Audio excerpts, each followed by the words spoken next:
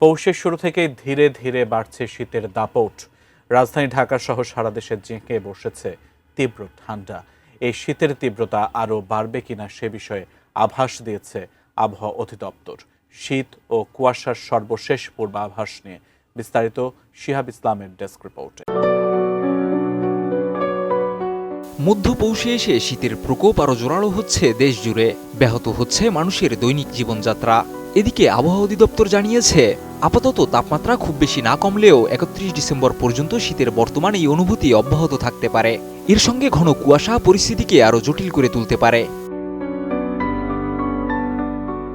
আবহাওয়া অধিদপ্তরের সর্বশেষ পূর্বাভাস অনুযায়ী রোববার সকালে দেশের সর্বনিম্ন তাপমাত্রা রেকর্ড করা হয়েছে কিশোরগঞ্জের নিকলিতে ৯.৮ ডিগ্রি সেলসিয়াস। আর রাজধানী ঢাকায় এ সময় তাপমাত্রা ছিল ১৪.৩ ডিগ্রি সেলসিয়াস।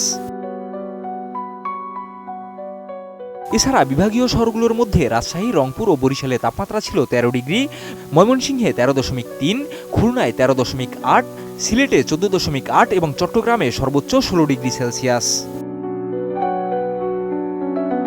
পূর্বাভাসে বলা হয়েছে, আজ সারা দেশে আবহাওয়া শুষ্ক থাকতে পারে এবং আকাশ থাকবে আংশিক মেঘলা। তবে মধ্যরাত থেকে সকাল পর্যন্ত দেশের বিভিন্ন এলাকায় মাঝারি থেকে ঘন কুয়াশা পড়তে পারে, যা কোথাও কোথাও দুপুর পর্যন্ত স্থায়ী হতে পারে।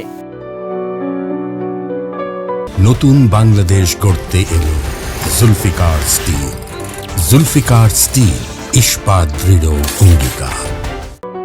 ঘন কুয়াশার কারণে বিমান চলাচল, নৌ পরিবহন ও সড়ক যোগাযোগ সাময়িকভাবে ব্যাহত হওয়ার আশঙ্কা রয়েছে। এ কারণে সংশ্লিষ্ট সবাইকে সতর্ক থাকার পরামর্শ দিয়েছে আবহাওয়া অধিদপ্তর। এছাড়া আজ রাত ও দিনের তাপমাত্রা প্রায় অপরিবর্তিত থাকতে পারে, তবে কুয়াশাচ্ছন্ন আবহাওয়ার কারণে শীতের অনুভূতি আরও বেশি হতে পারে। ঢাকায় পশ্চিম অথবা উত্তর পশ্চিম দিক থেকে ঘন্টায় ৫ থেকে ১০ কিলোমিটার বেগে বাতাস বইতে পারে।